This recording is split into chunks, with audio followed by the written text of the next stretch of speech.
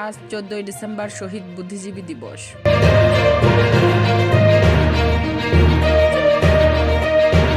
মিরপুর শহীদ বুদ্ধিজীবী স্মৃতিসৌধে প্রথম প্রহরে শ্রদ্ধা নিবেদন করেন মহামান্য রাষ্ট্রপতি ও প্রধান উপদেষ্টা।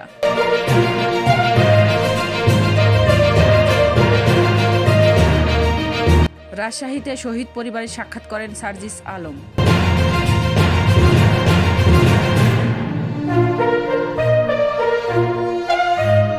জহির রায়হানকে গুম করেছিল শেখ মুজিবুর রহমান বলে মন্তব্য করেছেন মিয়া গোলাম পরোয়ার।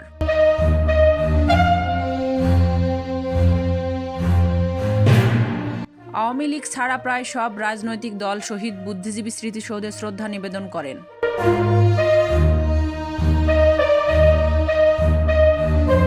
শহীদ বুদ্ধিজীবীদের দেখানো পথেই দেশকে এগিয়ে নিবে অন্তর্বর্তী সরকার বলে মন্তব্য করেছেন প্রধান উপদেষ্টার প্রেস সচিব। তরুণদের আত্মত্যাগের বিনিময়ে রাষ্ট্র গড়ার যে দ্বিতীয় সুযোগ আমরা পেয়েছি তা যেন কোনোভাবেই আমরা নস্যাৎ না করি বলে মন্তব্য করেছেন আইন উপদেষ্টা।